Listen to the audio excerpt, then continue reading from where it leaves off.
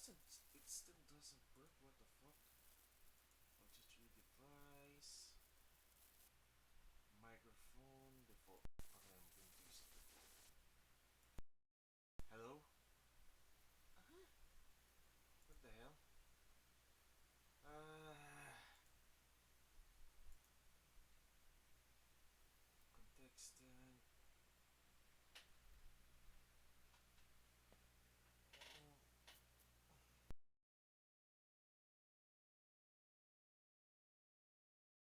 Can you hear me now? Hello? One, one, one. I think it might be the default mic. Yeah, it's the fucking default mic. So yeah, yeah, I'm coughing a lot right now because I just like woke up. Like I drank like two energy drinks in a row today, and yeah, I'm kind of like little bit busy. This is why I'm like little bit what do you call this? I'm having a little bit buzz at the same time, like weird feeling on my head right now. I think like I said before that I'm kind of like little bit busy. Like days ago, yeah, like for 2 weeks already. So because there is like a new client, so we need to like what do you call this?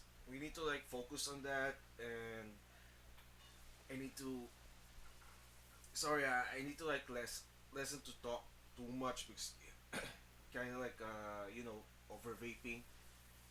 Uh, yeah, we're like preparing for the new client, and I'm making some manuals because most of my coworkers are lazy, lazy asses. Okay, sorry for the French, but most of them are lazy asses. They don't really want to like watch the training videos that is like recorded for them. So I need to like yeah, I'm going to point out this timestamp, and this timestamp that they need to check. Not to mention, I need to describe what is the content inside. Okay, and I have like other things.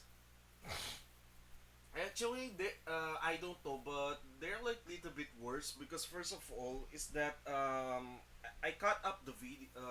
Example, if I'm going to make a manual, I'm making it like really simple, like step one, two, three. There is no complexity or such. They just need to like read that. It's like an operating manual, right? So basically, they will just like turn on this stuff, press this button. That's it. I mean, I don't know why they make it way too hard. Because first of all, I don't really want them to handle the most complicated stuff because first of all, that's my specialty, and as much as I want, I teach some of them, but I think one of them it kind of like complains a lot. So, yeah, and not to mention that doesn't want to learn what I'm doing most of the time. So I'm having hard time managing stuff, and not to mention that supposedly my workload is for 7 days. But I told my boss that no, I don't want to work 7 days. I only work for 5 days. 5 days, my maximum everyday time that I need to invest on the work is somewhere like 9 or 10 hours only, not 11 hours, not 12 hours.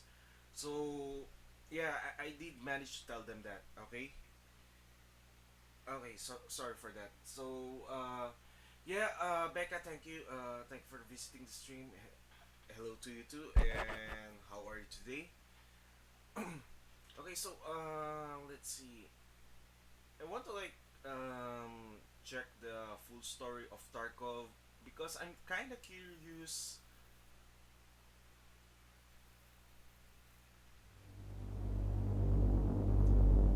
I'm really way too curious on this game.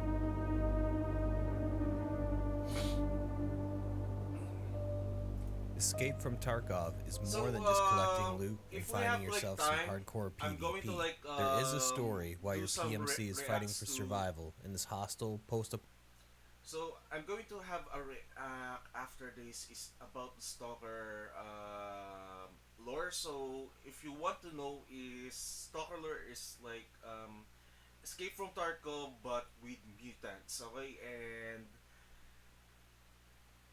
it's not only mutants, but it's also the freaking supernatural stuff because some of the parts of Stalker are supernatural. It's not only gunfights. It's not only mutants. There's like all of the shit there that is like it came from a horror movie. Okay, so yeah, Beaky Crows, or let's say I'm going to like, call you Dreadlock. Okay, because I'm way more familiar with your old name. So yeah, welcome to the stream. And how are you today? So I'm going to react about the Tarkov Tarkov lore today, and I'm planning to like get a Tarkov once I get the new PC. But the problem is that Tarkov is kind of expensive for me, and not to mention that you require like a really good PC for this shit. Okay. Apocalyptic region that a surprising amount of players don't know about. This story is about to become a little more important, as Nikita, the lead developer at Battlestate Games, has hinted numerous times recently that a more story-driven quests and tasks are about to be added to the game. To get you up to speed I on the really want story to like and lore try of this shit. Tarkov, I'm going to fill you in on the details. But the Here problem we is go. that it's a beta version, so most of the time it's like loot shooter. I hope that they in the future, by the time that I can get To Tarkov, truly understand the full there's like story of quests Tarkov, there you first need to and know that the additional lore of stuff. this series is actually the result of 3 different game projects, all produced by Battlestate Games, Okay. that also have supporting content such as concept artwork and even books and novels. Oh The yeah. 3 games are Contract Wars, Just to say this, guys, but if I'm not mistaken, Tarkov is like made by Ukrainian company.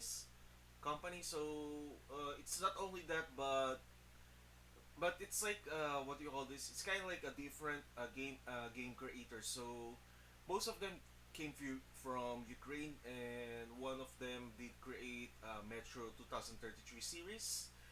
And yeah, I do have a Metro Redux and remastered, I think. So I got it from the Epic Games, and I have like one from the Steam, and Tarkov also, and of course Stalker because some of the games in I think because Stalker is like based in Chernobyl, right? So it's like kind of like created by Ukrainian uh, uh, Ukrainian game developers, and in fact, after this war, or maybe if it lessened, so they said something about the Stalker 2 will be, if I'm not mistaken, there is a leak that it will be a co-op. Okay, it will be a co-op game. Second is that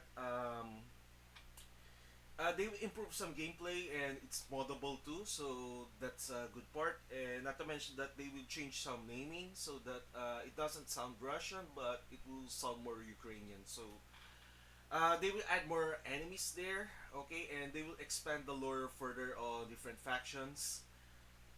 So yeah, I'm keeping my fingers crossed because I want to get that. It's not also only Anomaly because Stalker Anomaly that I'm playing, it's just a compilation of from the first Stalker until the latest, I think, the Call of Pripyat. So this is why I want to like I keep playing the Stalker Anomaly because they have like they added more gameplay, and it's like it's really modded. Okay, so this is why I like it than getting the paid version of the games like Call of Pripyat, or let's say the Chernobyl.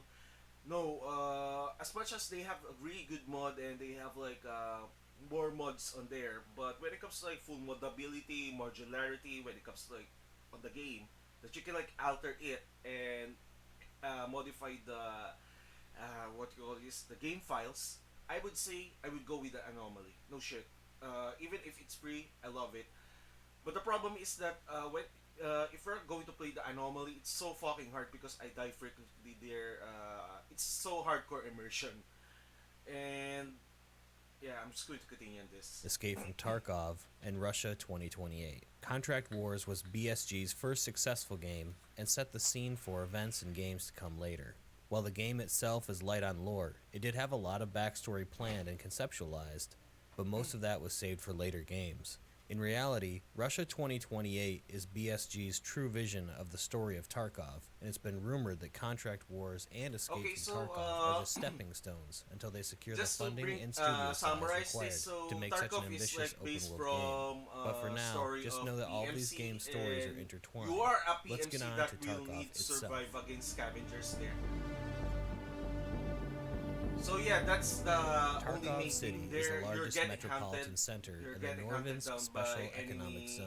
The enemy Norvinsk PMC region was specifically created to be a sort of and gateway to the west, linking scavengers. Europe So to basically, Russia. most of them Inside are this zone, your commercial your enterprises and enemies. So you businesses need were to be given careful favorable because incentives to you move their need to global survive. headquarters to this region. The city of Tarkov, when compared to other Russian or European cities of the time, was extremely modern. It was a capitalist playground which boasted near zero regulations and red tape that typically was the bane of most megacorporations. The region quickly grew in size as it became home to more and more corporate honchos, financiers, lobbyists, and industrialists. One of those corporations was the Terra Group Corporation, a name you'll need to remember. Terra Group isn't just one company, but as the name implies, a group of similar corporate entities that are all working towards the same goal. Also included in the Terra Group are a number of shell companies and holding companies that are specifically designed to lead Terror Group, investigators okay, towards not dead Terror ends in Group. the event It's anyone tries to minstrel go station. sniffing around while following paper trails. Sometime between 2016 and 2028, Terra Group became involved in a series of political scandals that would eventually turn violent. Yeah, just like in real life.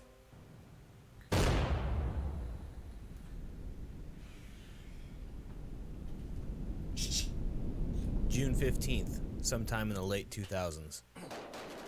As the global war on terror rages in the Middle East, a Wow. small human rights publication by the name World Justice publishes a public newsletter about a curious event taking place deep within the Congo. With news headlines being dominated about the invasion and occupation of Iraq and Afghanistan by the United States, as well as the ongoing global financial Okay, crisis, side this comment again. seemingly Sorry, I inconsequential need to newsletter. pause this again. So,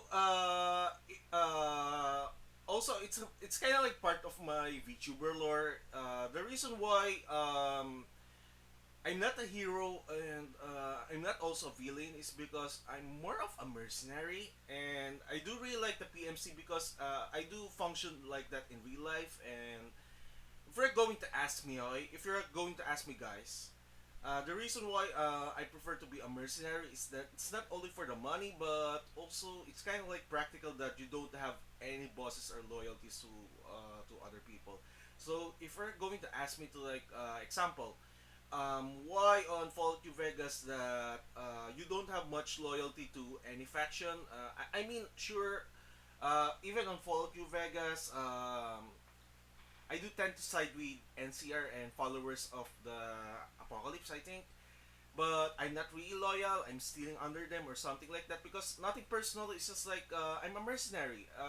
Although I'm more of an anti-hero mercenary, I'm saving people, but at the same time, um, I'm following the money. Okay. First of all, I don't really want to like get involved with other people's agenda or let's say propaganda or something like that. Second, why on Stalker that I prefer mercenary or let's say being on bandits, freedom, or let's say loner. Because first of all, I don't really believe they're what you call this. Some of the faction do have what you call this vision or motto or let's say philosophy in when it comes to like on their faction is that it doesn't apply to me. Okay, it makes more sense that I'm a more of a mercenary. So if there's like example, I was given a contract that you need to kill this bandit leader, you need to kill this freedom fighter, and yeah, no shit, I'm going to do that. Okay, even in real life, if my boss going to ask me to like yeah write some full report against this person, I will not object because I'm getting paid. Okay, so just don't think of me as a scumbag, but that's kind of like part of me. It's that I'm not really interested with moralities or let's say so-called political issues. So whenever there is some money, I'm getting paid. That's it. I don't care if you're going to ask me to shoot someone else. No shit. That's really me, and this is why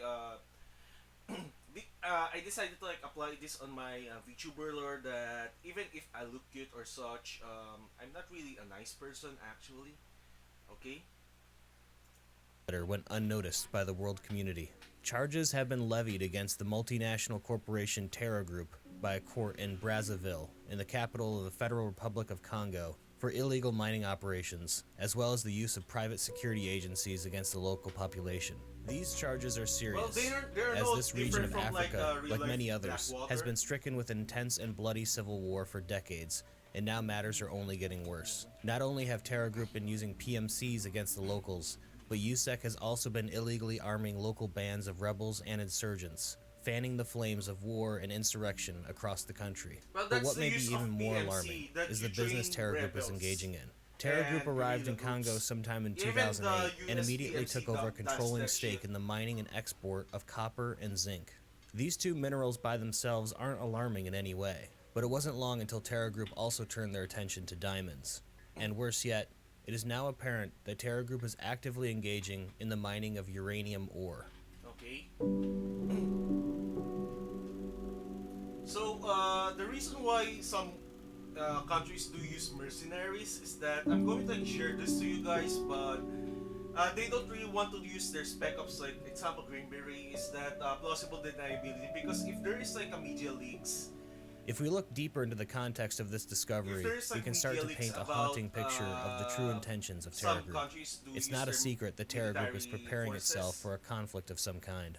In the timeline of Escape from Tarkov, If they're this is going one to of the use their very military first stories forces to be and released about Terra media Group's find it intentions. out, yeah, This takes place several years before they're the collapse and okay? containment of the Tarkov region, but is an important clue of what may come. They would get First, fucked. let's That's look the at what Terra problem. Group is mining: So this is zinc, why copper, no, diamonds, they and don't want uranium. it. The They diamond will just mining get is some pretty easy to PMC or explain. mercenaries Terra to Group is do the operating in an draining impoverished, of, war-torn, and corrupt area of Africa, of and engaging in the business terror of groups, or conflict let's diamonds say may be an easy guerrilla way to groups or secure funding, revolutionary groups, especially with because well-equipped USEC yeah, muscle it will not to protect their be investments. traced But back zinc, to them. copper, and uranium can And only they mean can just one like thing. deny that, oh Terra yeah, Group may possibly be attempting to we're a build part or of it, assemble but actually they're nuclear part of it. weapons or their components, either for their own use or for someone else. What business they could possibly be engaged in for such powerful weapons is a complete mystery. Well, But it doesn't stop basically, there. mercenaries As most are know, not squeamish if uranium they're can be going to work refined for into a weapons-grade terrorist, you fissile know. material for thermonuclear weapons, I and do copper admit, would most okay, certainly be needed I'm for working with the wiring and bandits electrical sometimes, components for but such a actually I device. don't want But to work zinc with may be them. the most alarming Money's money, ingredient you know. in this doomsday cocktail. Zinc has been theorized to be able to be used as a salting material for nuclear weapons. Typically, cobalt is used for this type of application. Yep, Salting exactly. of a nuclear weapon is essentially the application of certain types of elements to increase its radioactivity or to increase the severity of its radioactive fallout. If zinc were used for this application, it would create the isotope Zn65, which can produce approximately 2.27 mega electron volts of gamma radiation, significantly increasing the amount of radioactive fallout that nuclear weapon would produce. So Such a basically, bomb has never been most of created the or nukes tested. are The made idea out of salted salts, bombs was actually. proposed by It's Leo actually Szilard, pure a Hungarian-American uranium, or let's say physicist, in plutonium. February of 1950. He never intended for such a weapon to be built, but rather to demonstrate how such devices had the capability to destroy all life on Earth if the technology continued to progress. But fortunately, It is my belief that people Terra doesn't Group is want, indeed engaging in the business of to building, use nuclear designing, weapons, and because they will testing the lose a lot concept of because of salted that. nuclear weapons, and there are clues around Tarkov to support this claim. First, there's a high amount of radiological testing and monitoring devices that can be found in all parts of the Tarkov region, from gas analyzers to Geiger counters and protective equipment to entire truckloads of radiological survey equipment. If we take a look at our character's health page, there's also a space reserved for radioactive damage. And finally, at the lab's No different from location, it is Stalker, apparent that actually, there have been and spills Fallout. of some kind of luminous green sludge, possibly a component or byproduct of fissile material handling going on in Terra Group's labs. It also explains why Terra Group has gone to such massive lengths to protect their secrets. The purchasing of military equipment, the funding of a massive private military, and openly engaging in hostilities with Russian authorities all points to Terra Group needing to hide a very, very big secret. Oh yeah, speaking of which, so if I'm going to play the Tarkov, While the I'm main going to source of these still scandals stick is to still shrouded M4 in mystery, instead of, what like, we do AK. know I is don't that really Terra like Group was AK, actively actually. paying off Russian and local Except government the officials AKM for or old military hardware. AEK, or What they let's say, needed this hardware for Abakan is still or unknown, but at the same time they either AK-12, became closely I would linked stick with the to United M4, let's Security say, or into USEC company, weapons or possibly due absorbed to them completely. accuracy. but for You can now use it for realize that like they are a essentially modular taking sniper over rifle all if of you the want armed to. security for all Terra Group locations. August 2011. Soldier Magazine, a popular Russian publication on military and private military affairs, publishes an in-depth expose on the clandestine Well, this private is kind of military like group interesting known as because USEC, or United Security. Although PMC companies typically keep much of their business held close to their chests, a journalist belonging to Soldier Magazine it's performed kind of like diligent Tarkov investigative is kind of like journalism to reflecting glean as on many real life. details as he could about this mysterious organization. This is the full history of USEC. USEC is what you call this you as a player The and story of basically your USEC starts with Brian Kernigan, mercenary an American player. businessman born and raised in an unknown southwestern Scabs state, are a little bit possibly different, Texas. His but parents owned a any lucrative players trucking business that can become a routinely scab hauled if goods you're like to and going to from go with Mexico. When PvP. Kernigan came of age, he inherited the family business and took over as president of the company. With routine border crossings across one of the most notoriously dangerous areas in North America, Kernigan underestimated the dangers associated with the family business. This was an issue his parents never had to endure, but as cartel and gang violence continued to grow along the US-Mexico border, Kernigan began to receive reports of his trucks being attacked and hijacked by cartel gunmen. As Okay. these incidents continued to increase in frequency and even resulted in the deaths and kidnappings of some employees, Kernigan began to hire armed guards to serve as escorts for company tractor trailers hauling valuables amidst the sprawling Damn, I gangland that imagine continued to myself grow along the border areas. This being decision part of proved to that be lucrative, mercenary and group. Kernigan's trucks could now ship Nice. even more valuable I'm wearing products a with far fucking fewer body armor. losses That now is that they so had cool. hired guns to guard their cargo. Being a sensible businessman, Kernigan soon realized that it would be far more profitable to build his own private security company rather than Yeah, hire that's guards from other cheaper. companies. At the same Because time, mercenaries Kernigan are ordered not that really all cheap. trucks that are to be making border You need to crossings are to be expend up-armored, $1 million something that for was that nearly shit. unheard of in the Especially if you're American like trucking going to industry, maintain a company but it was a size decision platoon that of proved to boost mercenaries. profits even higher. As Kernigan's side business continued to grow, he began to take on clients that didn't need goods transported, but rather desired his armed escorts instead. The writing was on the wall, and Kernigan realized there was far more money to be made in private security and military work than there could ever be made in trucking. There was one big problem, however. Kernigan was not a military man and had no experience in managing a large Why military not like get organization. some But through ex skillful networking, he met retired Brigadier General Oh yeah, George he did Steiner, already. owner of Redbird Security Company, and the two negotiated a merger. Steiner was a talented military officer, but his talents as a businessman were lackluster. After inheriting Redbird Security Company after the death of his partner, the company began to decline and lose profits. This is when Kernigan stepped in and was able to negotiate a favorable deal to acquire the company. This merger created the now newly formed Kernisec Security Company, what was to Okay. become a major component of the future USEC. United Kingdom, 1994. John Berger, a Royal Marines colonel, has just entered into So at retirement. least Although he made Berger a had big- dreams of good decision vacations on that, sunny he white hired sand an beaches, ex-military tropical cruises, and and much needed take rest some and mergers so relaxation, that, he quickly found retired life to be so that he boring can in find comparison someone to his to, military life. While visiting with an old military what do you friend call at a this? pub, his friend Sorry, informed Berger that he had found a lucrative side Because hustle. it's kind of like hard to side comment if there's like something is like talking with me. Um, Here's the thing. So he made a really good decision that he made some merger because first of all, if you're like not military and suddenly you decide to be a PMC, it's kind of hard to manage. Is because you don't know anything shit about military. And most of the private military corporations do need to have you have like a law enforcement, I think, or let's say military experience for that. And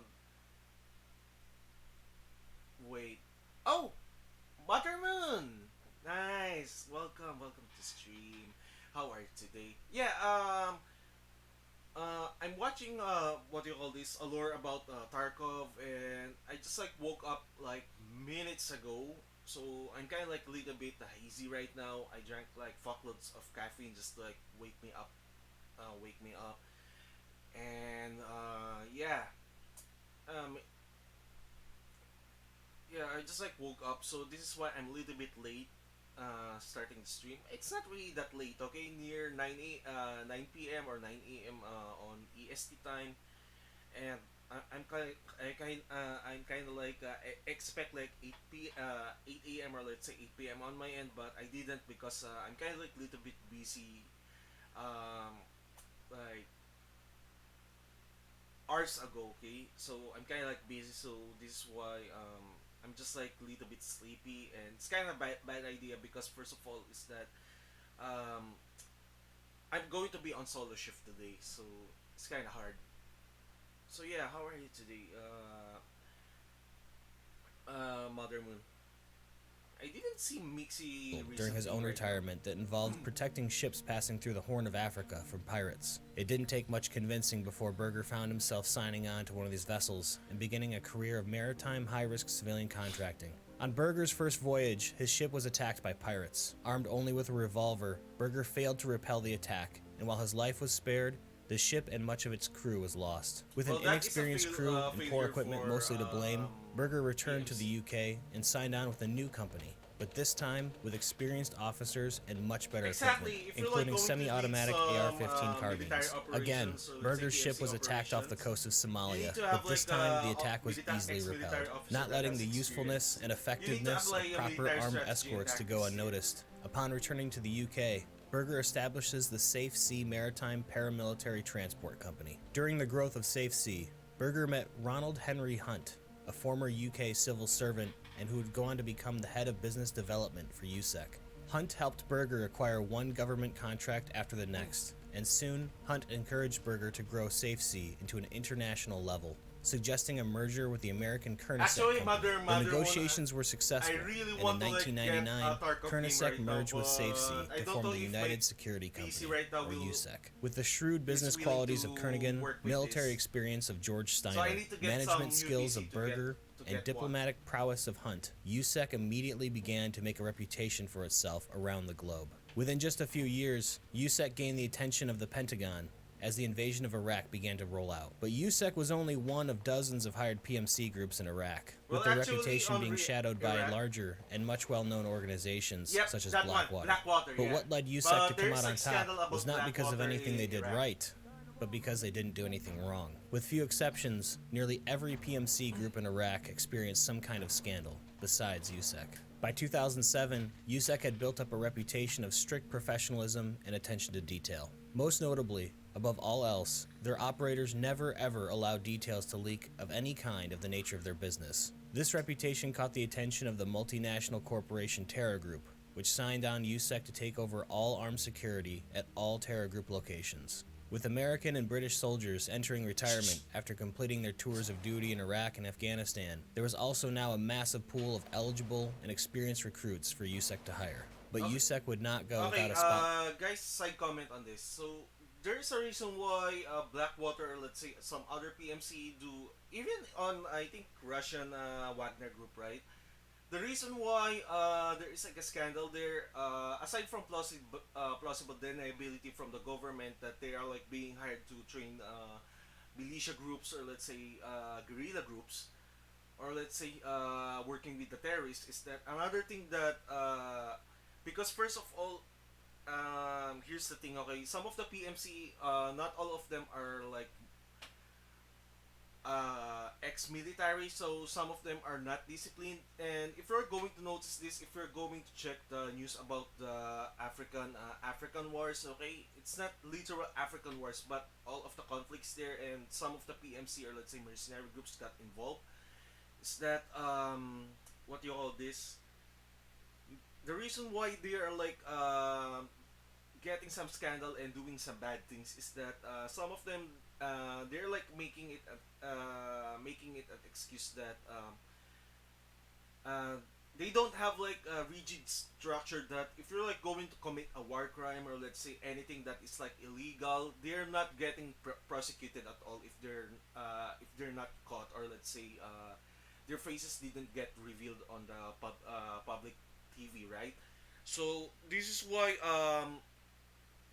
this is the reason why sometimes like getting a PMC is like getting something like from a surprise box. You might get some like people who is like disciplined and doesn't cause much a war crime, and there is like another PMC there that is like really bloodthirsty and sociopathic to the point that if what they're doing like kind of leaks out in the public, yeah, and somebody they trace that to your government, you're kind of like having a bad PR situation right now.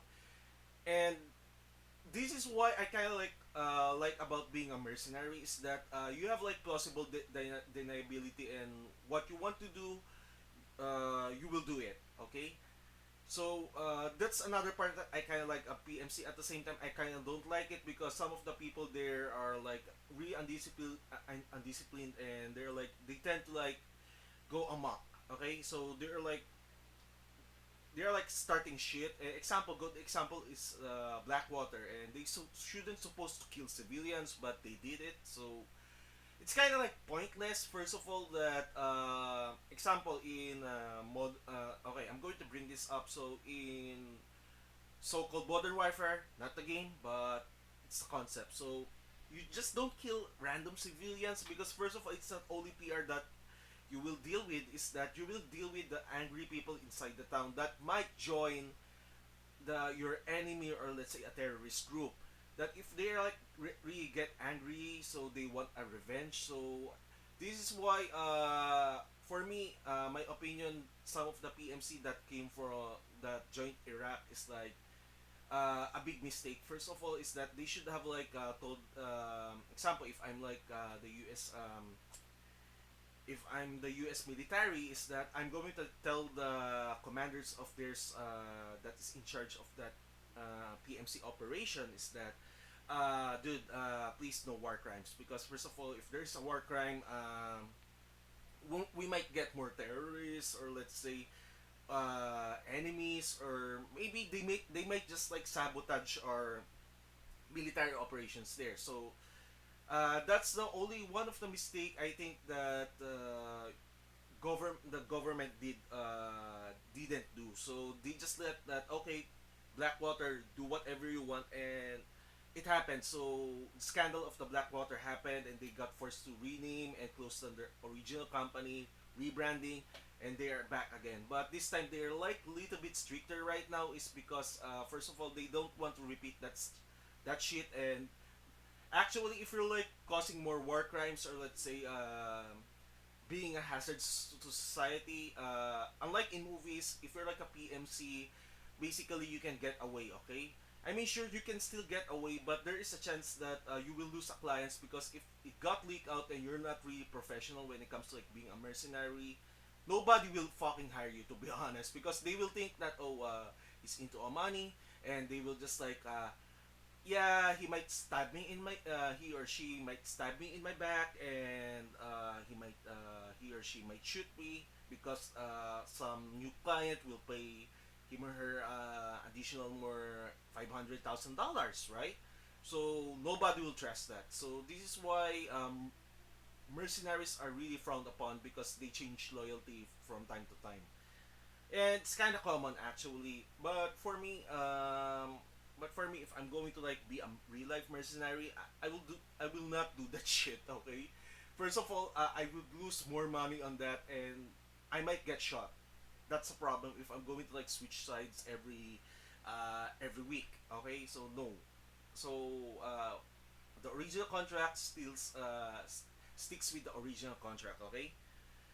Okay, so I'm just going to continue this shit. Spotless record that was free of scandal forever. Sometime around 2009, USEC brought on Gus Van Sant, a former U.S. Army Green Beret, onto their board of directors as the Director of Special Operations. It wasn't long until a scandal erupted in the Democratic Republic of Congo. Gus Van Sant is an extremely important name that you'll need to remember. Actually, in the modern As of times, today, PMC USEC are employs strictly around used 15 to instead of, like, 18,000 normal employees, military. with 7,500 trained warfighters across Because several here's countries. the thing, okay? In the time Here's the thing. I need to add this. Why government prefer PMC? And it's not only plausible deniability, okay? Just to add. Because hiring PMC, if you have money, is way cheaper than maintaining an armed forces. No shit. I think I did like read something like per infantryman in NATO countries, is that they're like fuckloads expensive. If we're going to like buy a package, like a corporate package deal from, let's say, private military corporations, basically they are like self-funded. They're like provided with the basic weapons of their choices. That is like funded by company. They have like contacts, so they don't need to like pay for example, if I'm going to hire a private armies, that I don't need to pay for their equipment, because the head company there gives them fuckloads of money to get their equipment.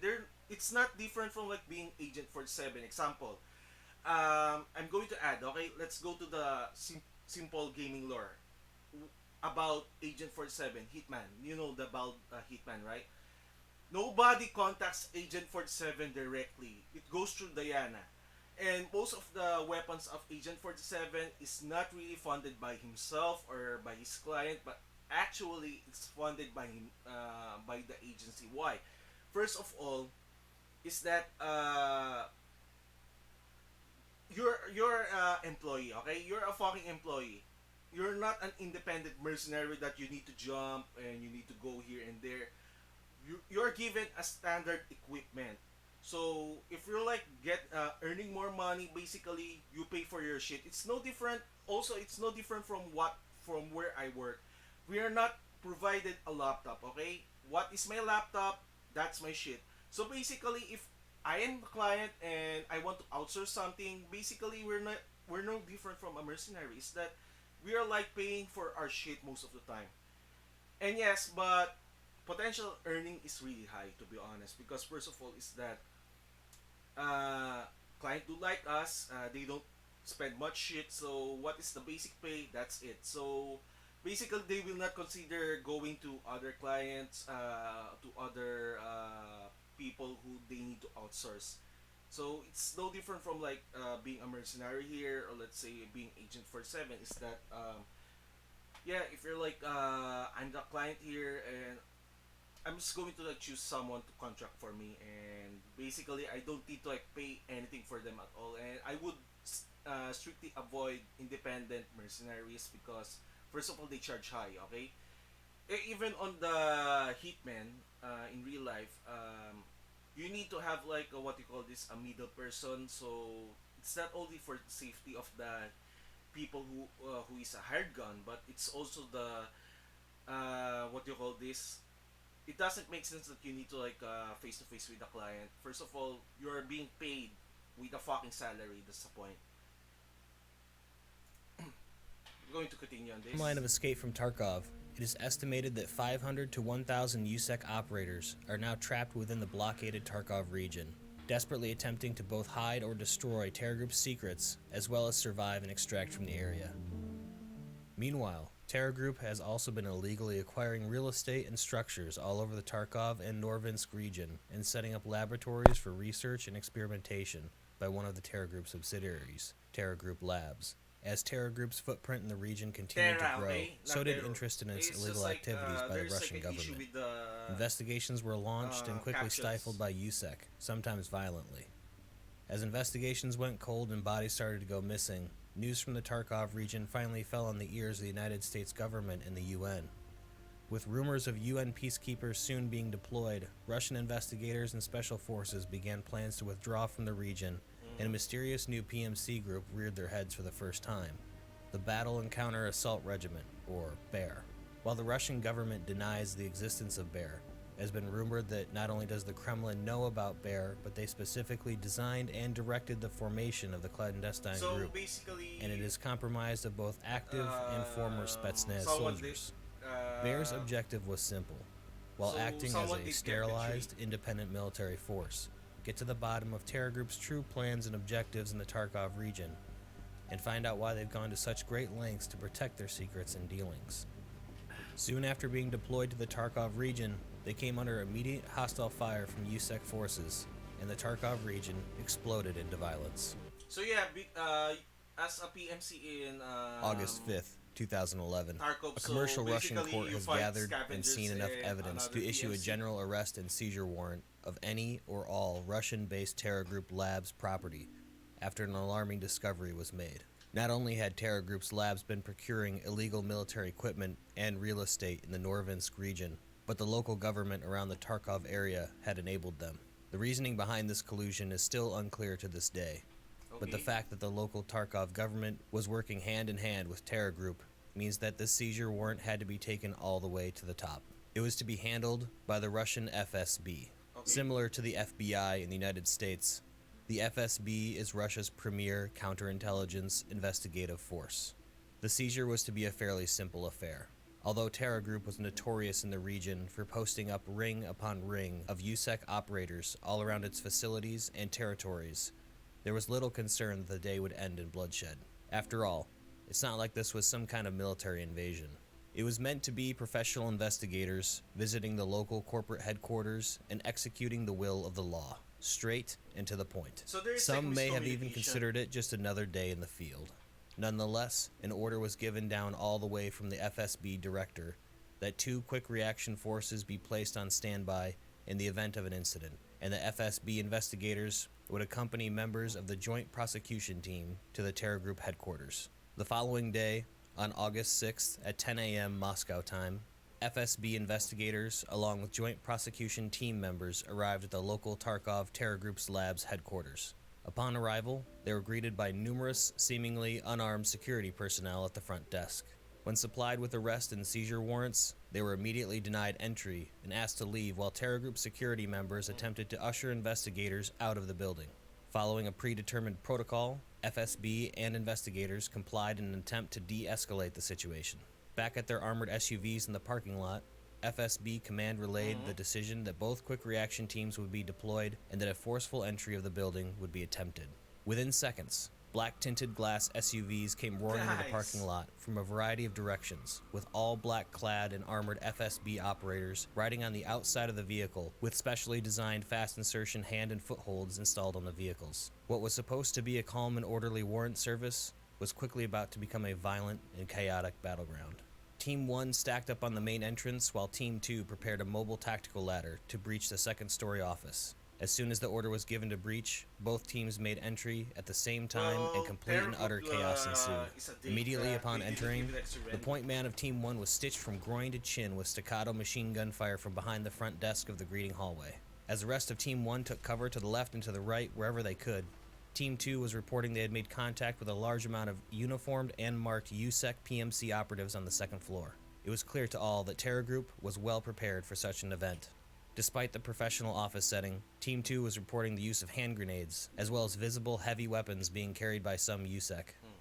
It was at this point that both FSB teams began calling for reinforcement from Oman, which is basically the Tarkov City SWAT team belonging to the municipal Tarkov police. The battle that ensued lasted 45 minutes against an unknown amount of USEC operatives. It quickly became apparent that due to the casualties FSB and Oman forces were sustaining, that they would quickly become overwhelmed and annihilated. The retreat order was given, and as the quick reaction teams covered for one another, abandoning their dead and dying, they made their way towards their armored SUVs in the Terror Group's labs parking lot. As the final team members grabbed onto the handholds of their SUV containing numerous investigators and officials, a rocket-propelled grenade was fired from the second-story window by an unknown USEC operator. As the shaped charge impacted one SUV, the molten copper jet from the warhead pierced a second vehicle behind it, killing nearly all of the occupants. In all, 18 investigators... Ooh. Kitty, hi. It's been a while that you visited on my stream. So yeah, I'm doing some what do you call this? Some reacts on Tarkov lore. So it's kind of impressive. It's kind of like relatable to real life events. I love it actually. I am tempted to buy. By the way, how are you today, Rajan Cat? Okay, I'm going to continue this. and 21 FSB operatives were killed. For It is me, unknown how like, many Terror Group's labs it's employees or USEC operators were killed. At 1:42 woke p.m. up that day, minutes the now ago, so evacuated headquarters I like building was having nearly a completely destroyed headpiece by right now. remote detonation of high explosives. The resulting fire and destruction left almost no evidence at the scene. After this incident, the situation in Tarkov began to rapidly unravel, and USEC was very clearly now Thank you acting as for the private checking, military for check Terror on me, Group, on me. and no longer just some security company. This is the story of the first clash between USEC forces in Tarkov and the forces of the Russian Federation, but it certainly wasn't the last. As the situation in Tarkov became more complex and more violent, the Russian military and its operatives would come into several more skirmishes with not only USEC, but also UN peacekeeping forces. In one of these incidents, a mysterious third party seemingly orchestrated events to force Russian forces into direct combat with UN peacekeepers. That's scab. That is like a fucking scab. So there is like multiple what do you call this? There is like multiple Within factions weeks of the in fighting Tarkov between Bear and Yusek starting, the Russian government sealed off the in Tarkov Tarkov town, I region think. to prevent violence from spreading, Yeah, but region. also to prevent more outside Western parties from deploying forces to the region. The risks were clear.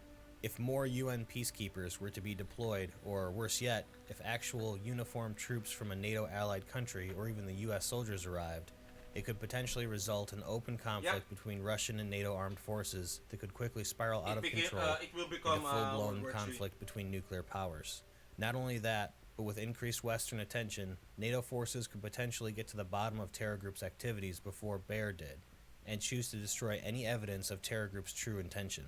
What resulted next was a nearly unprecedented blockade of a large region around Tarkov City that was enforced by the Russian See, military. this is why And while a there's like a lot no-fly of zone had side been missions established in the in region, Tarkov. supply drops and I clandestine did watch helicopter some insertions Tarkov would be clips observed by from all other sides and all times of day and streamers. night by unmarked craft. Soon after the evacuations were completed and the area sealed off, a curious event was observed by UN peacekeepers in the region. A rather large portion of the civilian population had elected to stay behind in Tarkov and attempt to thrive in the now truly lawless So environment. yeah, it's no These different civilians were assumed to be everything from common street from thugs to Stalker, former but members of minus the military mutants. and even former PMCs that become disenfranchised with the goals of their employers. These scoundrels, ruffians, and thugs quickly became Basically, affectionately known as scavs, or scavengers, Scav and is typically roamed the equivalent of streets of bandits or Tarkov in small raiders groups, in Fallout sometimes just and looking for food or Stalker. supplies, but other times looking for trouble. With the power vacuum in Tarkov now in full effect, some of these scav groups started to organize around regional warlords as their nucleus. Through intimidation, outside connections, or sometimes just brute strength and So this ruthlessness, is why these warlords became the organizers and bosses of bands of actually scavs. I need to bring this up. So there is like some of the few parts of the story in Tarkov is like similar to Stalker. I think if I'm not mistaken, creators of Tarkov game is inspired from Stalker series. So they got some like lore and some few bits of gameplay from there. This is why I really like it because I said before it's like made by Ukrainians and they're like inspired with each other's work. It's not only that, also Metro. Okay, if you like played the Metro 2033, it's almost it has like a post-apocalyptic theme, and although the only big difference is that the settings there are a little bit different because first of all, Metro 2033 is not related to let's say Stalker because it came from a book, but some of the altered story came from Stalker, but Stalker is not the same with Tarkov because Tarkov is like a little bit different game and it's grounded in reality. So, but still they got some like little bit lore, like somewhere like one, like 5% or let's say 2% at least, and they got some lore and applied it to there. But actually, Tarkov or let's say Stalker is inspired by a book, even the Metro. So they have like a little bit different storyline, but on the games it's altered. The story is altered there, but when it comes to like original book, it's different. Uh, oh, user, hi user, welcome. Welcome. How are you today? Okay, I'm going to And built continue. up a fearsome reputation in various sectors of Tarkov. You might know them as scav bosses, and they go by the names of Rashala, Killa, Glukar, and a few others. These So warlords also scabs are served as relying on intermediaries to the warlords. outside world, Okay. sourcing No different weapons, from bandits ammunition, in and Stalker supplies for their and followers, and soon, Raider in what was Fallout. only a minor annoyance for the PMCs in the region, evolved into a serious threat. As reliable sources for food, water, and electricity in the region diminished, these scavs became You're increasingly playing desperate, and Fortnite. their attacks on the relatively well-equipped PMC and You know, I would since you're playing Fortnite. Yeah, I don't really play Fortnite, but yeah, enjoy the game. Oh yeah, guys. Since some of you are watching, so guys, I would really recommend to you guys to download the Stalker Anomaly if you're like into immersion game. Okay, immersion. First of all, I don't really recommend playing it as a vanilla. Is that vanilla version kind of sucks to be honest. So I would advise you guys to mod it. Okay, so I have like a mod list to for you guys to try it, but you need to change some settings because first of all, if you're going to like maximize the immersion, you would die every 10 minutes, and that would suck. So this is why I prefer to like yeah, I'm just going to like turn off some few settings there and here. So yeah, it's like perfect immersion sim at the same time that it's not really unfair that you're going to die 10 minutes or let's say 20 minutes in the game because you accidentally step into an anomaly or let's say dying from a fucking fever, you know. Okay, I'm going to continue on this. Well, actually, it's UN kind of fun forces for me, increased both in even if I'm frequency going to die and on ferocity. that game.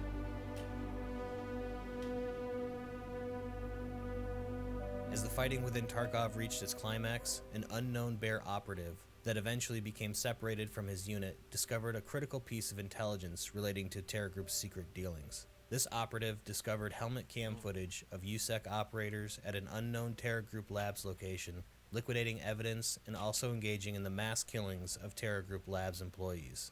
Oh As shit! word of this incident Still different spread, from some Black Mass former USEC incident. operators became disenfranchised with the goals of their employers, as well as feeling as if they had been abandoned to die in Tarkov. As these PMCs attempted to try to make their way out of the Tarkov region, they quickly realized that the border guards did not discriminate and that a shoot-on-sight order was given for anyone approaching any cordon area.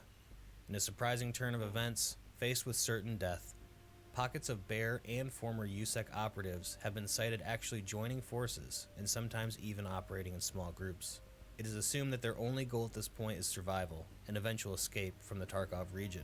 So yeah, These lone in PMCs Tarkov, aren't completely even without if you allies, have like a however. different While faction, some regional leaders you have can turned like co-op themselves into with violent warlords, anyone some of else. those still within Tarkov that have outside connections have realized there is profit to be made in the midst of all the calamity. These networks of connected individuals have allied themselves with the abandoned PMCs of the area as a sort of dealer network. In exchange for bounties, odd jobs, or favors, they source food, I want to water, play, medical but I don't supplies, have like weapons, good and PC ammunition. for this They shit. typically go by I pseudonyms love, to protect their I identities, fucking such love as this kind of Fragman, games. Skier, Mechanic, and Fence. It would behoove oneself to keep themselves in good standing with these powerful individuals if they hope to gain an advantage over the competition.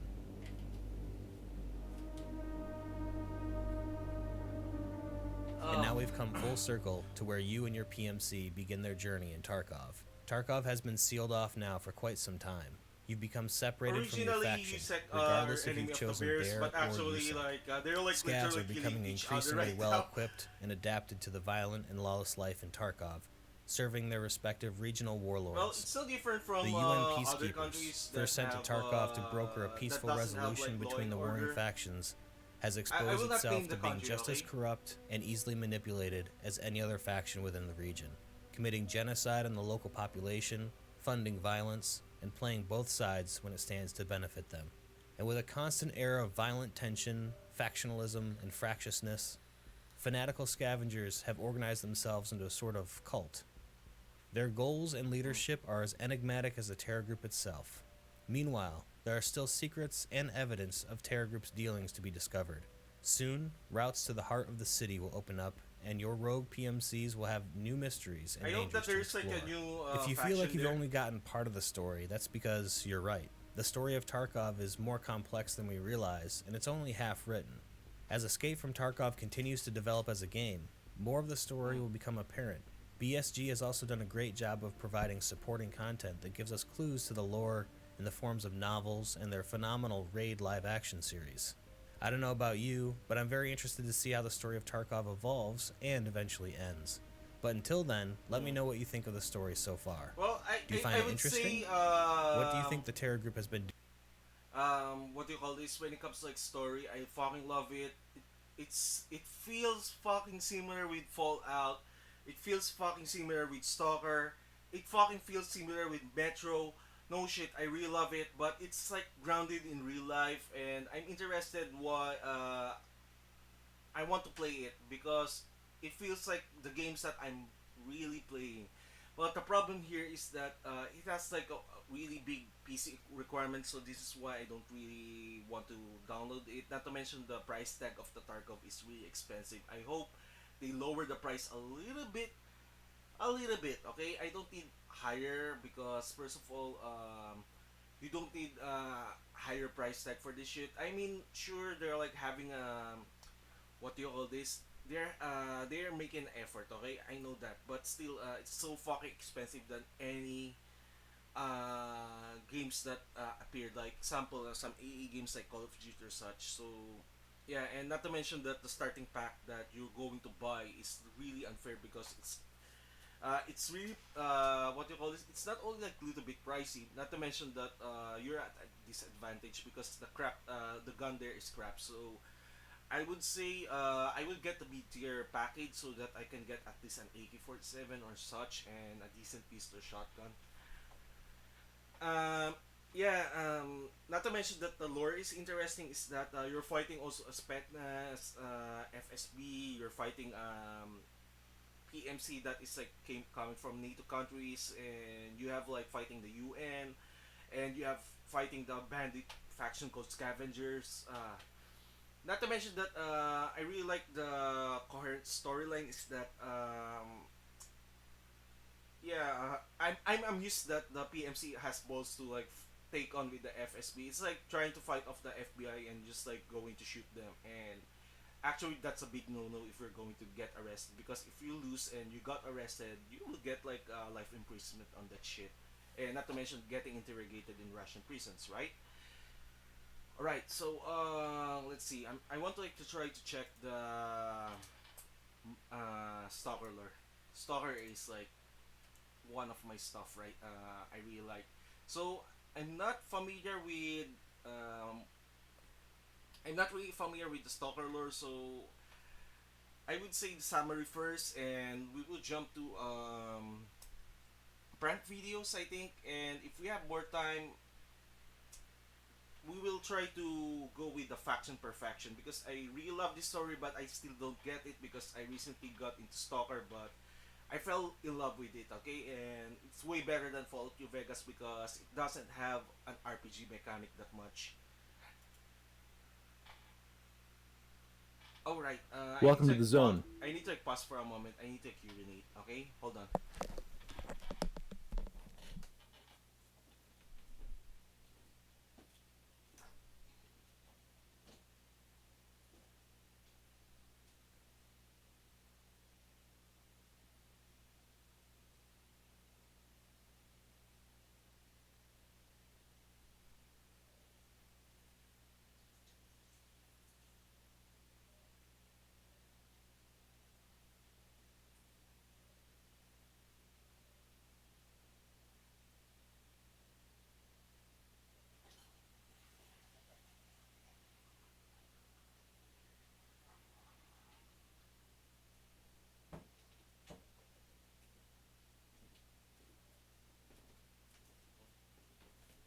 Okay, I'm back. Sorry, I just need to like urinate first. I need to like fucking urinate.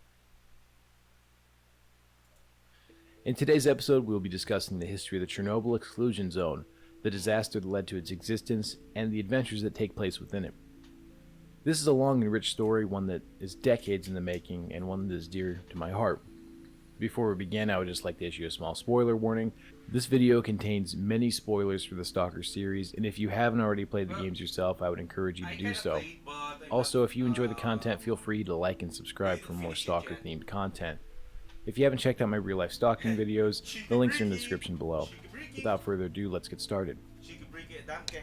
Pre-emission history. Our story begins in the 1960s with the Soviet-controlled Institute of Crop Selection and Genetics. Mm-hmm. Officially, this government agency's role was to perfect crop selection programs and increase food production throughout the Soviet Union. The institute was not unlike the United States I'm FDA, really curious constantly about the doing eviction research on nutrition, and crop yields, side and story. food distribution. Unofficially, the story is much different, though. Unbeknownst to the public, the institute was created to research what is known as consciousness control. Over the years, moderate success was reached when researchers began to insert simple commands into the minds of wild animals. This research continued for years, and due to the promise that it showed, it received Oh! expanded funding and increased personnel. So, consciousness control, it means see consciousness. So I understand now why some of the animals there are a little bit smarter.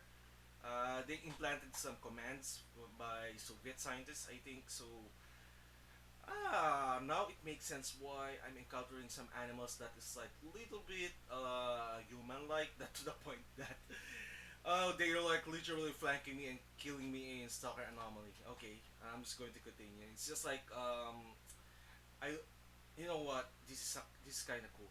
I really personnel love it. that was assigned to the Institute. In 1981, the project had become so large that it required a facility to continue operating at full efficiency. Farmsteads and a large factory were constructed. New infrastructure was installed and hidden from the public eye. The building blocks of a Lab X-18 were laid underneath the factory, deep in the earth. As the facility was being built and the project proceeding ahead as scheduled, an unplanned disaster almost destroyed the project forever. In 1986, What the disaster? Vtuber nuclear power station, a large nuclear reactor located near Chernobyl, sent out an alert. The power plant was experiencing a massive power surge in reactor number 4, and all attempts at an emergency shutdown were futile. The technicians in reactor 4 bravely attempted to stop the surge, but their struggle was in vain. Steam explosions began to cause the reactor to catch fire, destroying the facility and sending a cloud of radioactive fallout into the atmosphere. Chernobyl and the nearby village of Pripyat were evacuated. The radioactive cloud drifted over most of western Oh, Russia as well as parts of eastern European.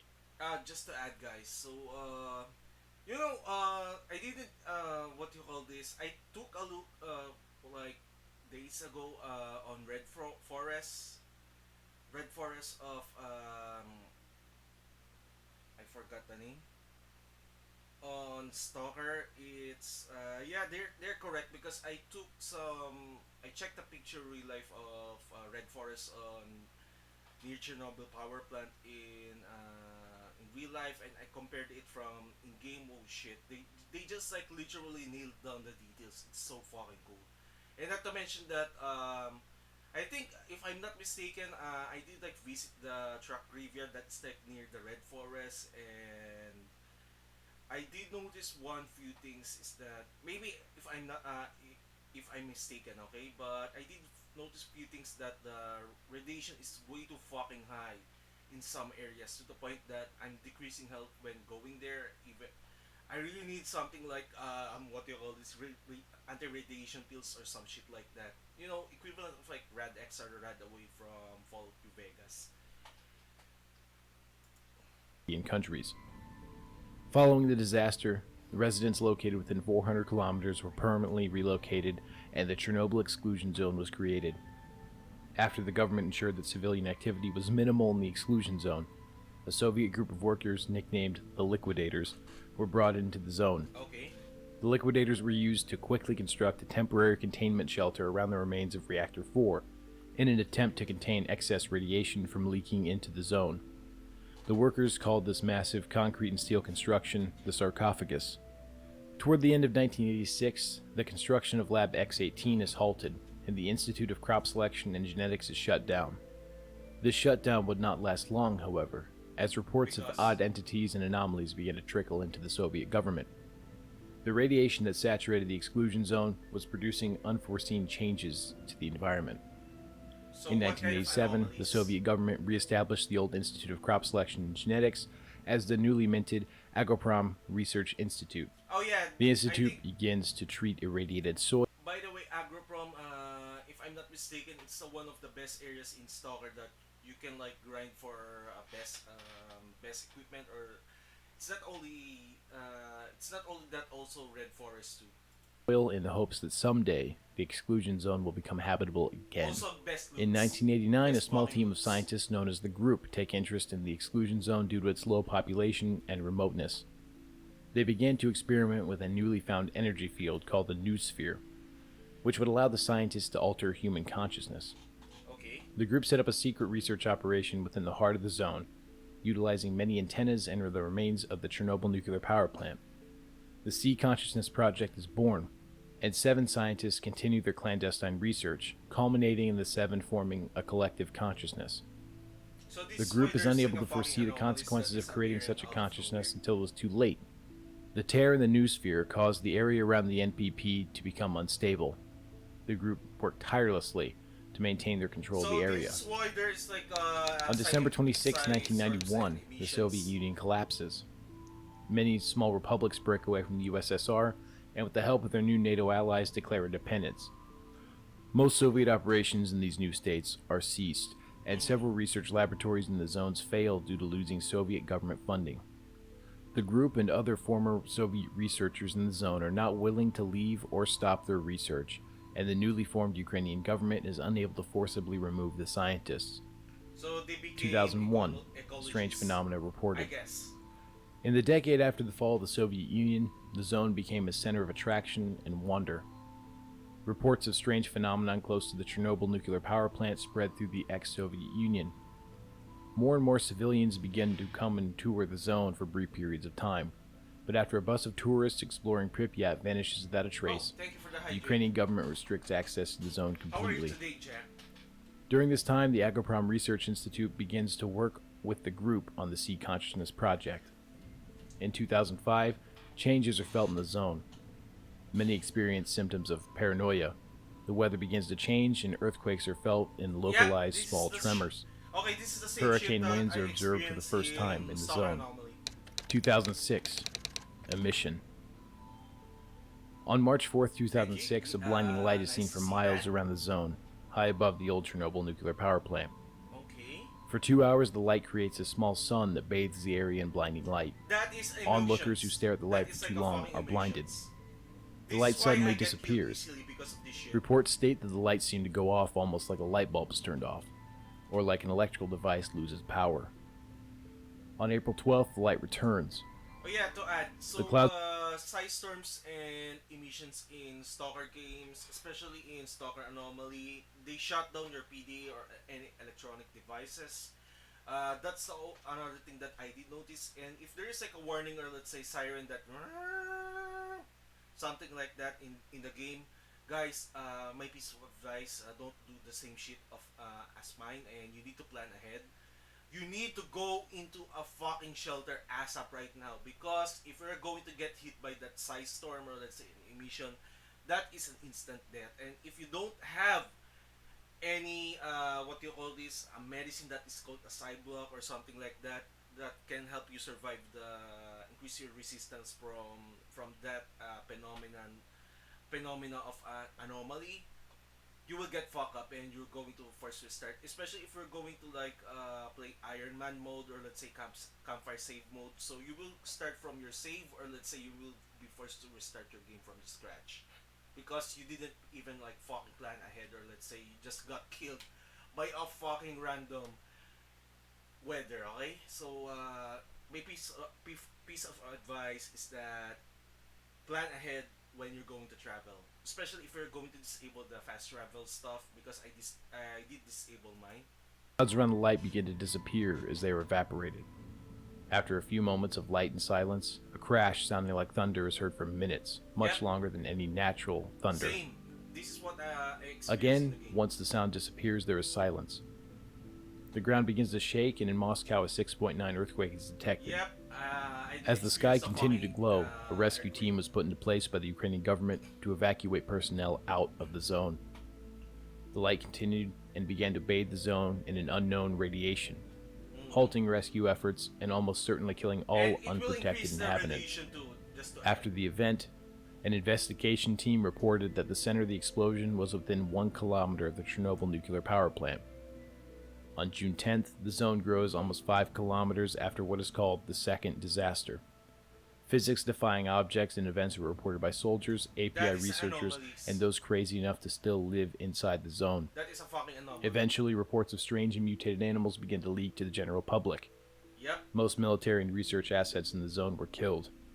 As the zone began to expand once more, civilians located in nearby villages are evacuated away from the expansion. A new zone is cordoned off in an attempt to keep civilians out. In response to the zone's Oh, yeah. unexpected expansion, Okay, just to add on this lore, so yeah, Ukrainian military did block off the zone entrances, or let's say exits. So this is why some of the civilians cannot tour anymore there. But earlier, as per the history of the zone is that any civilians can come through here and there, but if you're going to be okay, example, there is like a faction there that is a loner that is like a literal treasure hunters, and they're like finding for artifacts. The reason why is that they're in heat in there is that either they bribe or let's say sneak inside the zone. So most of the time it might be bribe, and yeah, I would say the military is like corrupt. So so that they can get something like a good artifact that they can sell outside or sell to the ecologists and etc. So uh, basically this land is like a lowless zone with fuckloads of anomalies, ghost sightings, or let's say craploads of mutants and deadly weather that is like making some hurricanes look like a joke, to be honest. The Ukrainian military begins to mobilize for a sortie into the very center of the zone. Their objective is to destroy the zone, and the group was given permission to utilize nuclear weapons if necessary. Yep, Upon entering the zone, I the think task that's force soon military realized or that without the proper duty. equipment for dealing with the lethal radiation levels, or without the means to evade the newly discovered physical anomalies, most of their unit were doomed to perish. Well, yeah, because Due to the this is lack of why I operable intelligence get on the killed by zone, many of anomalies. the ground forces were If you killed don't have before like they reached their detectors. objective. The few of the task force that did make it to the center of the zone were almost instantly killed by another emission, much smaller than the first. Yep, this is The why survivors of the emission were Ukrainian left military scattered did across the zone, get with killed few because of this shit. supplies and no hope of rescue or support. In the wake of their task force's failure, they were left to fend for themselves in the harsh new environment. And they A become squad the leader named duty. Captain Chenko sabotages all the radios and communication equipment in an And they're attempt the to keep his duty. soldiers from leading more people into the zone on a rescue mission. Tachenko's squad decides to remain in the zone and dedicates their unit to fighting the evils of the zone and to keep it from expanding at all costs. Yep. The unit rebrands itself as Duty. Duty, yep. 2007 to Now I 2010. yeah, I know it. In the aftermath of the massive failure to contain the zone, scientists were unable to explain the But zone's actually expansion duty or the shoots me increased on site anomalies. as Scientists began mercenary. to send expeditions into the zone, most of which ended in a complete failure. A few of the lucky teams sent into the zone to gather data returned talking of mutated animals, ghosts, zombies, and creatures with psychic abilities. In Exactly, this 2009, is the a shit that group of I scientists keep creates a encountering that. device This that is can why detect I get anomalies killed from 10 easily meters on this away, making on the traversing zone. the zone much more possible. That winter, a group of researchers is sent with new protective equipment and the new detectors into the zone as a field test. That is The group ecologies. returned home without incident. By 2010, expeditions began to become more commonplace. Yep. Artifacts are discovered Ecologies. by some anomalies and become highly sought after. Along with artifacts, the first blowouts are discovered. Mm-hmm. 2011. While the advancements of detector And this technology is allowed for where more Monolith expeditions will into the appear. zone, the Ukrainian State Security Service began to plan another military operation into the center of the Chernobyl exclusion zone. The goal of this operation was to take control of the Chernobyl nuclear power plant and to eliminate the source of anomalies and mutations occurring within the zone. Commander Zavagenstev was named the leader of the task force and led his men in And an airborne parachute drop by the way, into the very guys, this new faction of Ukrainian military, this is not duty anymore, but let's call them military because on Stalker Lord there is like two military factions there. One is duty that is like described earlier. They gone AWOL and disappeared and cut off their radio communications.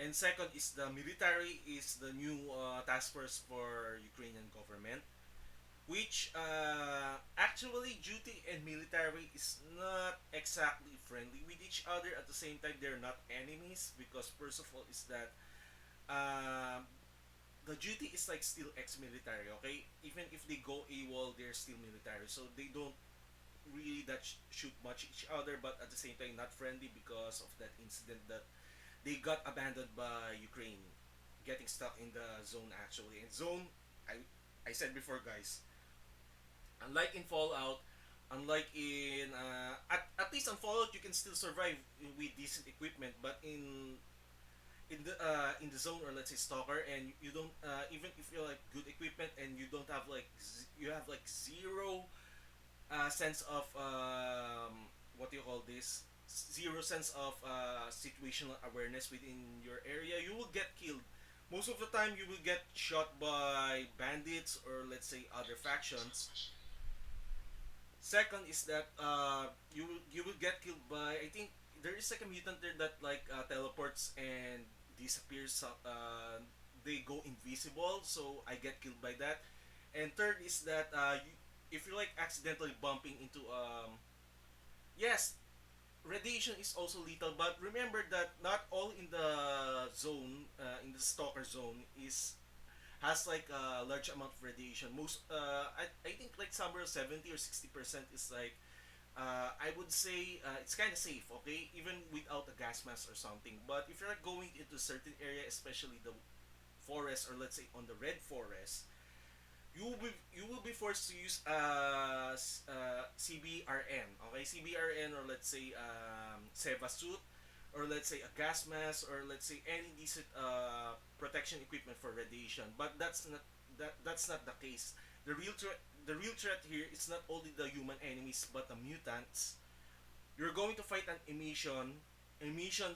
size storm, and an earthquake. No shit. If you're like outside and you didn't run to the shelter, basically you will get killed instantly once the event did begin. Second is the anomalies, because first of all, most of the anomalies looks like an ordinary natural phenomena that you can see, like leaf flying around, but actually it's a fucking anomaly. There is like an invisible anomaly that you can see that is like invisible, but if you're going to look at it, there is like sound, or let's say there is like distortion on the visuals. And yes, sometimes I accidentally step on those and I get killed. I'm not kidding about that. This is why this might be the reason why some of the expeditions within the zone is like a failure because of that shit. Also emission, if you don't have a shelter and you're going to like be blasted by that radiation from the sky, due to that weather and plus earthquake, and basically you're going to die instantly regardless how good you are, how badass you are. That's the life in the zone. Okay, you will die way fast. So basically, gunfights is not really that lethal unless you know how to play military tactics. But that is like really minor issue when it comes to like the danger. Okay, the real danger here is the fucking mutants and anomalies. And no shit, the mutants are no joke here. First of all, you're going to fight the zombies. First, zombies. Why? Because some of the former humans became zombie. They're using a fucking gun. They look normal, and when you got near them, they would just shoot at you, and that's another part. But they're kind of like easy because they're like really inaccurate. They don't have discipline because they're a fucking zombie. Second, it's the fucking mutant that goes invisible, bloodsuckers. There is like a really large mutant that even if you shoot at it, you will need three magazines to dispose of it if you're like going solo, and I would likely avoid that mutant. So, and there is like a mutant that goes invisible, teleports, and sometimes you don't see him on night. And suddenly he will attack you on the side, and it's like instant death for me. And this is why I didn't Center use of the that zone.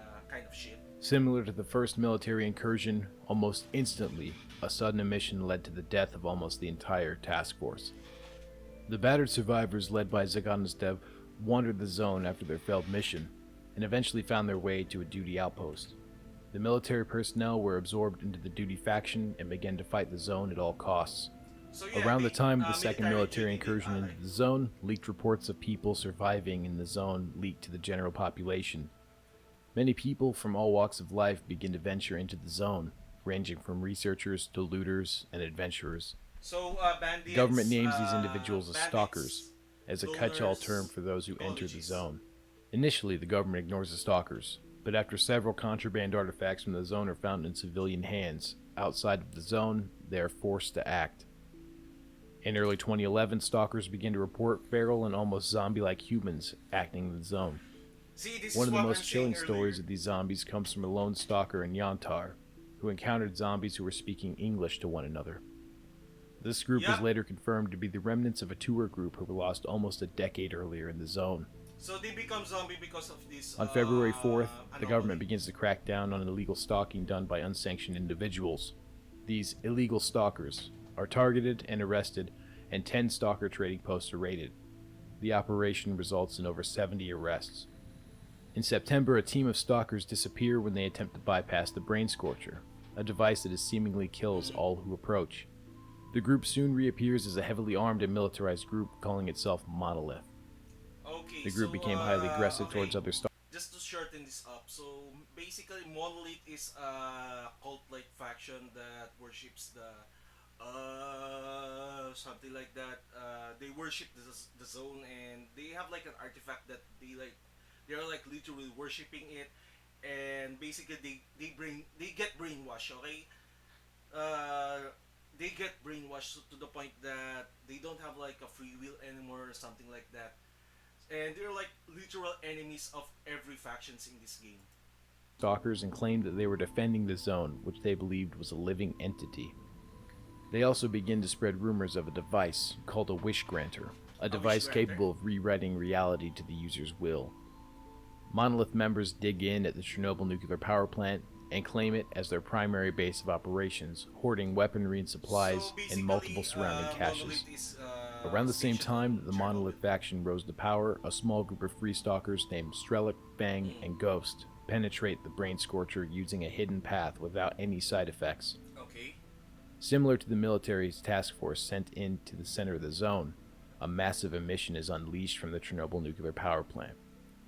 The resulting emission was so powerful that it changes I the need to bring land. this up, guys, if you are going to play Stalker. So, I did notice that, okay, per day, okay, because there's like 24 hours in the game. So, within 24 hours, every day there is like a size storm, or let's say, it's not size storm, but you will fight emissions every fucking day. But it starts somewhere like, somewhere 10 hours or 8 hours, 9 hours in game time. So, if there is a warning, I said before, get a fucking shelter ASAP right now. You will not last on that size term and emissions. Okay? So this is the reason why even on the lore, military get killed because they're not aware of that shit. I'm aware, but the problem is that by the time that I need to run, I'm over encumbered by lots of stuff in my backpack. So yeah, speaker of deep, welcome to the stream. And how are you today? I need to greet first, of course. So I'm doing some like soccer lore reacts, side comments about this. Landscape of the zone forever. Stalkers soon find that paths that were once clear of hazardous anomalies are now filled with clusters of anomalous activity, Yeah, forcing stalkers to reevaluate their routes. There's like New anomalies are discovered, some becoming invisible to the naked eye. yes, she's this one.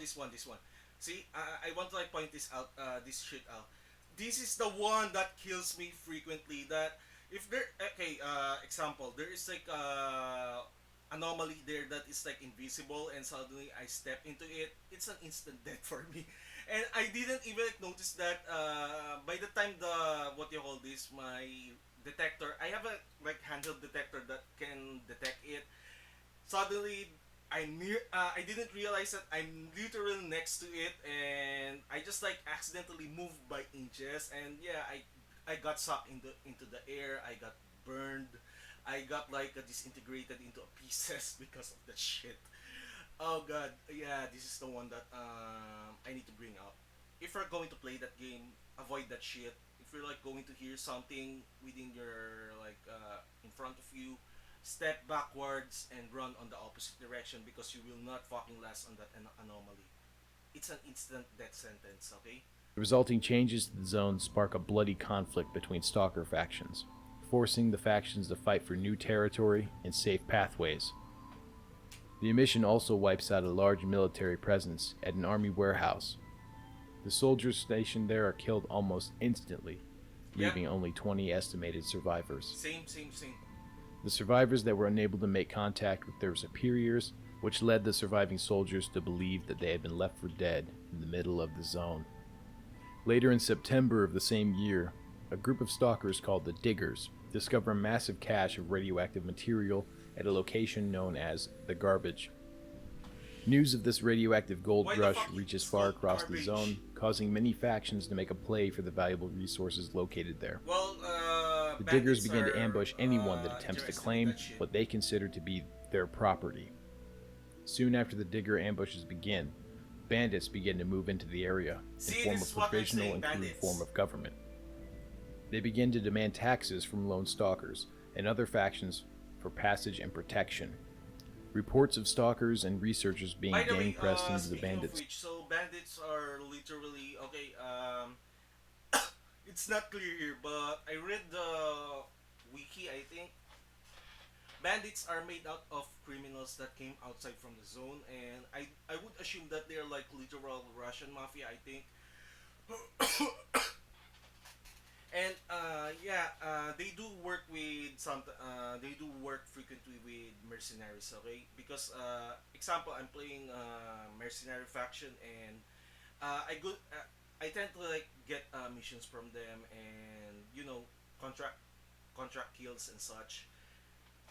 Um, but they do harass other factions actually. Service That's only thing start to that I need pass to through point the out. zone.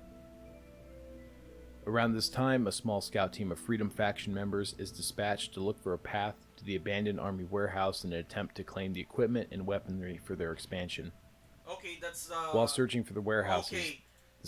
This part is kind of like I kind of overlook. I should have like at least watched this first before I played the game because I need to bring it out. I do have like friendly fire accidents. I thought that they are duty or military, so I accidentally shot the freedom freedom faction, and I shouldn't have done that. That's kind of my stupidity actually. And that's the problem in Stalker is that they don't have like definite uniforms except duty and military or let's say bandits. Is because Freedom faction is like they're like using a mix mash of armor from other faction. This is why I accidentally shot them because I don't have any ID or let's say identification on their body. And not to mention that I accidentally shot my fellow mercenaries and I'm fighting the monolith. Is that they are like using a same fucking camouflage. They are like looking like the same when you're going to like observe from the afar. If you're going to recon from the far, and you can just like notice that shit that which is your enemy? And there is like no ID. Who is the monolith? Who is the mercenary there? So I accidentally shot my teammate. That's the problem. So, yeah, this is one of my concern when playing on Stalker Anomaly is that friendly fire is really frequent on my end. the scout team hears rumors of a small town in the zone which was left almost unaffected by the changes to the local environment. Chekhov, the leader of the Freedom faction, sends a company-sized element of men to search for the rumored town. Later, it is revealed to Freedom leadership that Duty is also desperately searching for the town, and almost half of the Duty faction is working its way deep into the zone. September Okay, 10th, events in Clear Sky take place. clear A sky. Yeah, mercenary clear named sky. Scar awakens from unconsciousness following the massive blowout. He is recruited by a faction called Clear Sky and is tasked with hunting down the free stalkers So who penetrated the Scar Brain Scorcher. is I think Strelok, one of the Fang, and mercenary that Ghost works are with Clear determined to be Sky. threats to the zone. On October 25th, the Ukrainian government issues a shoot-on-sight order for anyone trespassing the military cordon, following a deadly Okay. firefight between a unit of stalkers and a military garrison. Around this time, Duty and Freedom both reach the secret town of Lemensk, leading to a massive battle over the town and its secrets. Shortly after the battle, it is reported that large groups of aggressive stalkers have been seen returning from the Brain Scorcher wearing monolith uniforms and brandishing their equipment. Oh yeah, this is the In monolith early November, actually. It's members common of for Clear them. Sky, along with their new agent Scar, begin to mobilize for another incursion into the heart of the zone in an attempt to find and neutralize Strelok.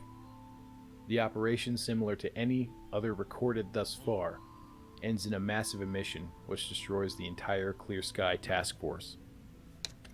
So yeah, 2012, events of I said Shadow of before, Chernobyl take place. emission is really dangerous.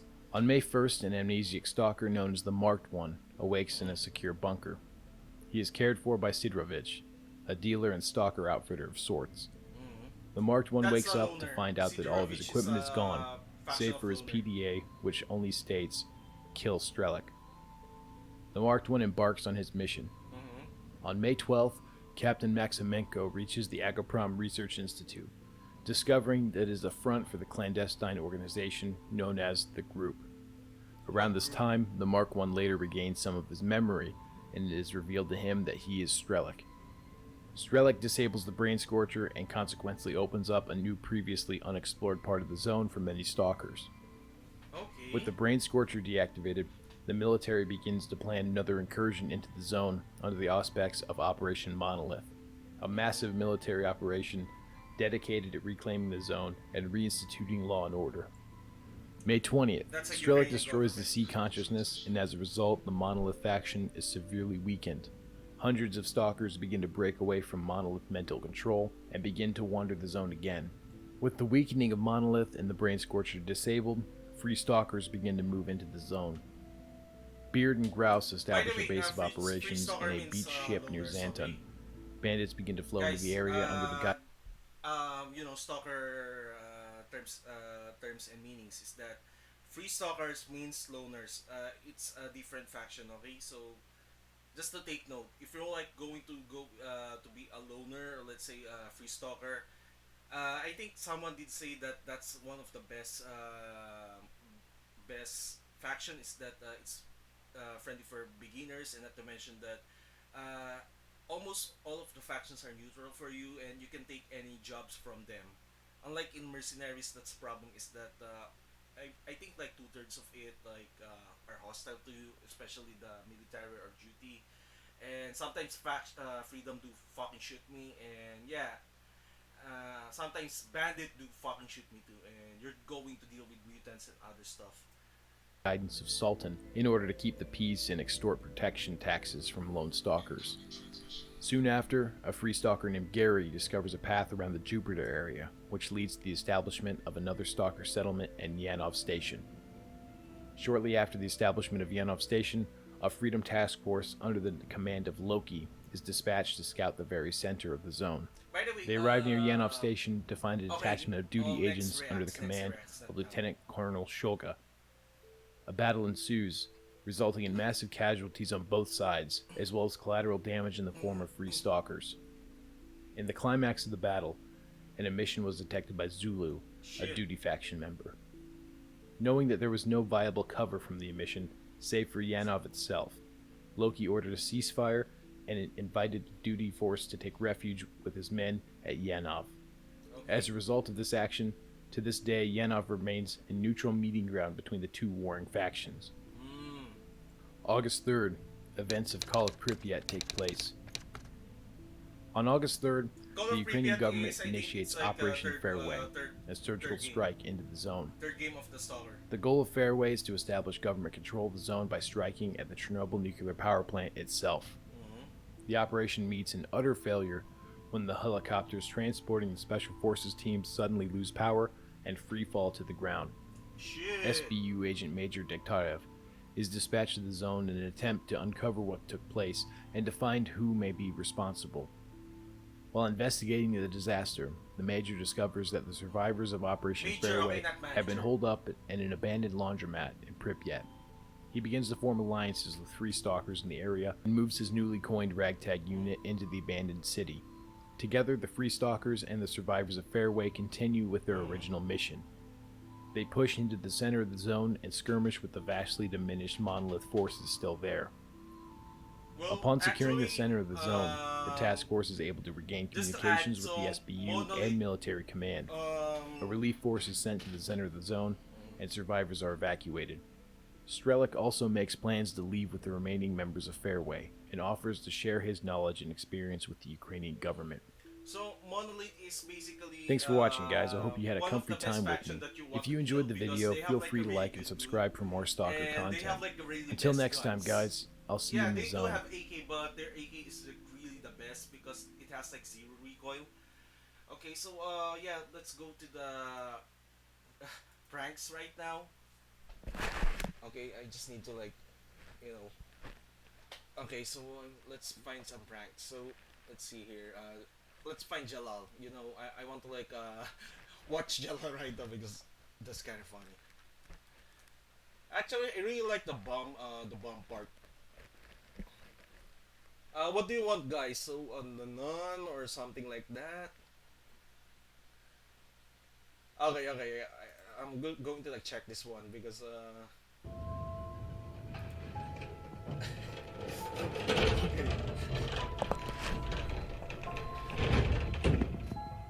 person. Mind this for 2 seconds. Watch him. Just 2 seconds. What's going? Who is this? Are they dead? What? Jeez. Run.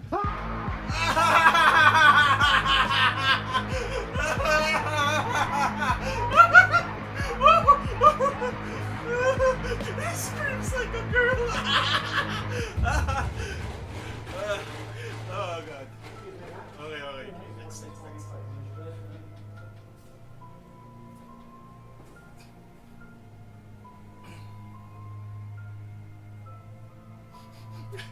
Run.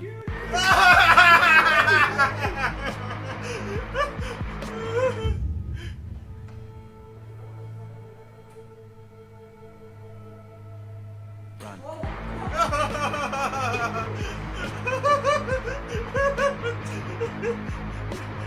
He's just like... Damn, I really love Jalal. I'm just going to give you the link, guys. Wait, whoa, wait.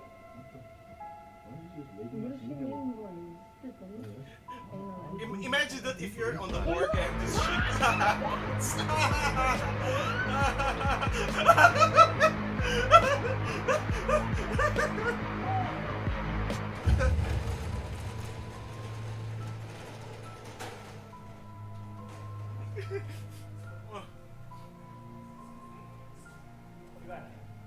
God, if you have like a heart disease and this shit happens, you might die.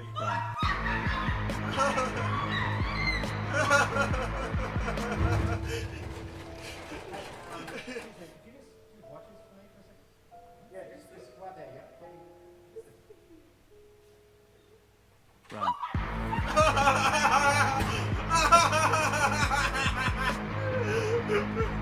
The way he just like run and oh god. Excuse me, sir. Yeah, What? fuck is this, man? Seriously, what the fuck is this? Run.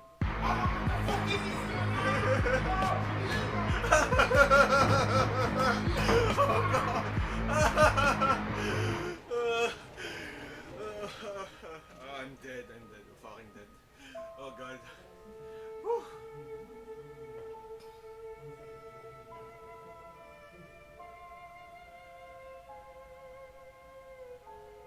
Run. Actually, the first one is like really funny because the way the guy earlier screams. Oh, hold on.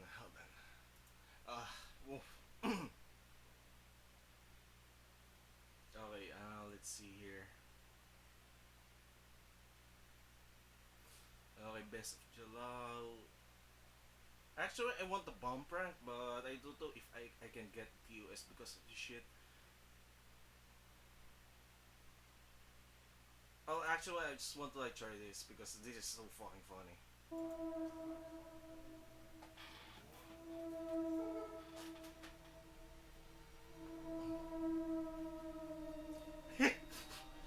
Run.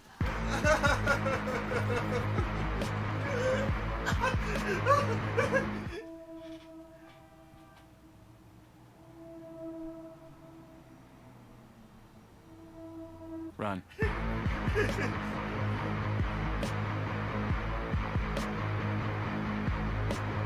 He took the fucking beer!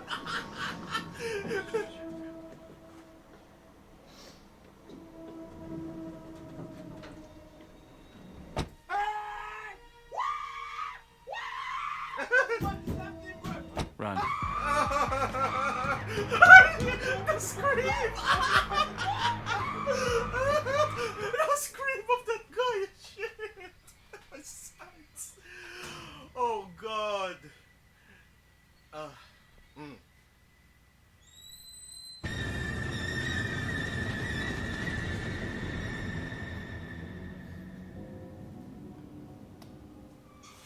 Run.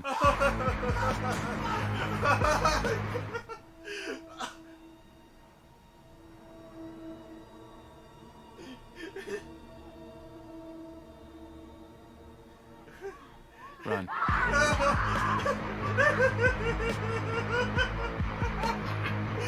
I want to like try this prank, to be honest.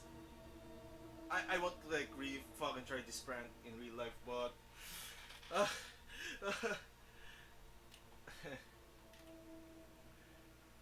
Run.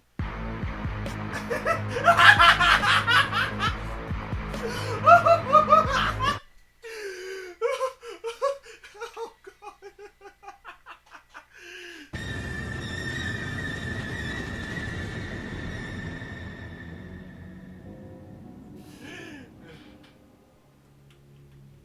Run.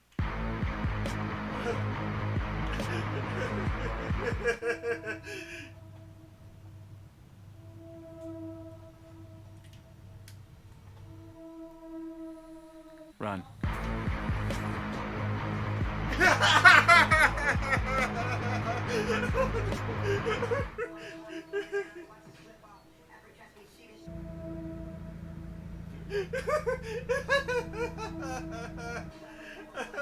Run.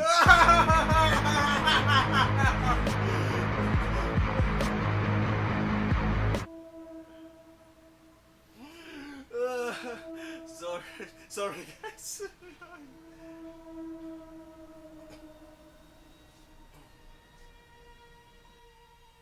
Run. Run.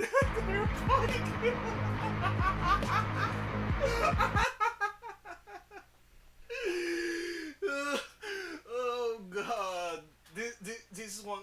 This is really funny than the first one. To be. Um, uh, uh, okay, drive by pranks, but some of the contents there are really fucking offensive. But yeah, yeah, I need to like end the stream right now because I need to get ready for the work.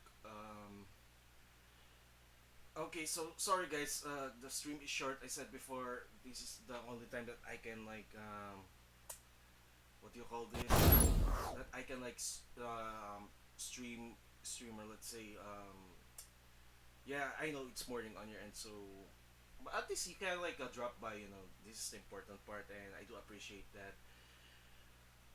Yeah, at least there's like no complaints anymore. So from others end, so we will read someone else right now because I need to like rush.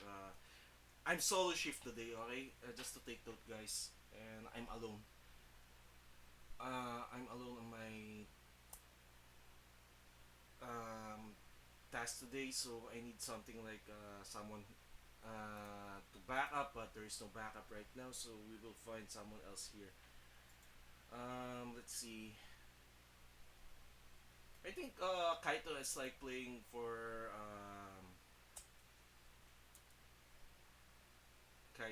Destiny.